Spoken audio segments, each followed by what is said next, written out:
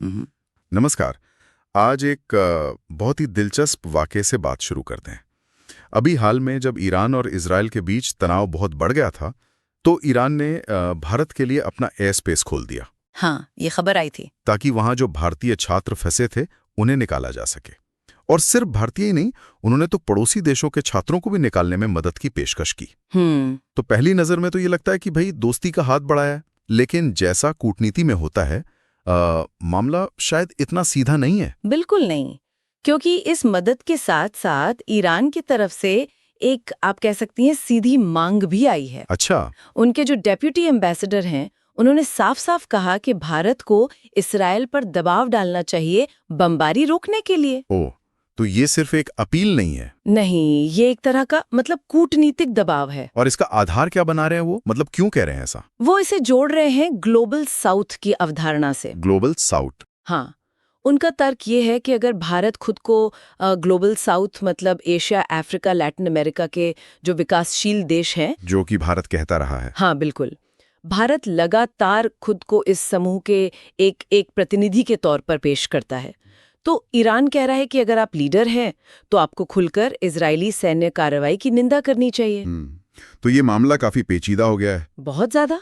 तो आज हम इसी पर जो हमें स्रोत मिले हैं, उनकी जरा गहराई से पड़ताल कर रहे हैं। ये समझने की कोशिश कि भारत इस बहुत ही नाजुक स्थिति में कैसे संतुलन साध रहा है। एक तरफ ईरान है, ग्लोबल साउथ की उम्मीदें हैं, और दूसरी तरफ इजराइल के साथ भारत के अपने रणनीतिक हित जुड़े हुए हैं। हाँ, और ये सिर्फ विदेश नीति का सवाल नहीं लगता, ये भारत की जो वैश्विक पहचान बनाने की कोशिश है, उससे भी जुड़ा है। एक अंदरूनी कश्मकश है। सही कहा। अच्छा, ईरान की मांग तो साफ है कि निंदा करो। एकदम सीधी मांग है। और आप कह रहे हैं कि इसका वजन इसलिए है क्योंकि ग्लोबल साउथ के कई और देश भी ऐसा ही रुख अपना रहे हैं। हाँ, बिल्कुल। देखिए, पाकिस्तान, बांग्लादेश, सऊदी अरब जैसे मुस्लिम बहुल देश तो हैं ही, वो तो खुलकर बोल ही रहे हैं। लेकिन दक्षिण अफ्रीका जैसे देश भी हैं जो अंतर्राष्ट्रीय मंचों पर इजराइल की बहुत तीखी आलोचना कर रहे हैं। और चीन को भी मत भूलिए। चीन भी जो ग्लोबल साउथ में अपना दबदबा बढ़ाना चाहता है, वो भी खुलकर इजराइल के खिलाफ बोल रहा है। तो ऐसे में भारत पर दबाव तो बढ़ना ही था। लाजमी है। लेकिन भारत ने अभी तक क्या किया है?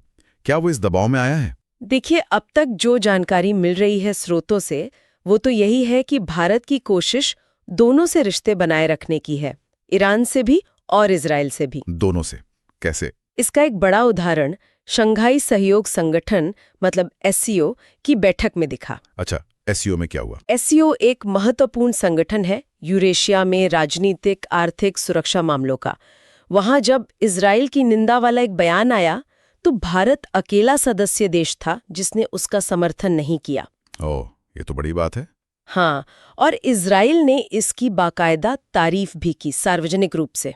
तो ये तो दिलचस्प है। एक तरफ एससीओ में इजराइल की निंदा से बच रहे हैं, और दूसरी तरफ ईरान का एयर स्पेस इस्तेमाल कर रहे हैं छात्रों को निकालने के लिए। ये थोड़ा विरोधाभासी नहीं लगता? हाँ, लगता तो है।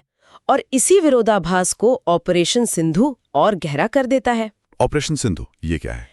ये वो ऑपरेशन है जिसके तहत भारत सिर्फ ईरान से ही नहीं, बल्कि इजराइल में फंसे भारतीयों को भी सुरक्षित वापस ला रहा है। अच्छा, तो दोनों जगह से? हाँ, ये दिखाता है कि भारत पर्दे के पीछे मतलब दोनों देशों के साथ बातचीत और एक तरह का सहयोग बनाए रखने की कोशिश में है, भले ही ये कितना मुश्किल क्यों न हो। लेकिन क्या भारत के अंदर सब लोग इस रणनीति से सहमत हैं? क्या घर में भी सब एक मत हैं? नहीं, ऐसा नहीं लगता। कुछ स्रोतों में ये बात आई है कि भारत के अंदर भी अलग अलग राय है। जैसे कुछ विपक्षी नेता हैं, सोनिया गांधी का नाम लिया गया है, जिनका सुझाव रहा है कि भारत को शायद ज्यादा नैतिक रुख अपनाना चाहिए, मतलब ईरान के साथ खड़े होना चाहिए। हाँ, और इजराइल की कार्रवाइयों की निंदा करनी चाहिए। तो एक घरेलू राजनीति का एंगल भी है इसमें।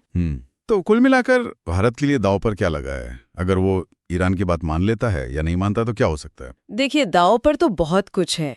एक तरफ ये है कि अगर भारत इजराइल की खुलकर निंदा नहीं करता, तो जो ग्लोबल साउथ में उसके नेतृत्व की दावेदारी है वो कमजोर पड़ सकती है, खासकर जब चीन जैसे प्रतिद्वंदी। बिल्कुल, जब चीन जैसे प्रतिद्वंदी इस मुद्दे पर इतने मुखर हों।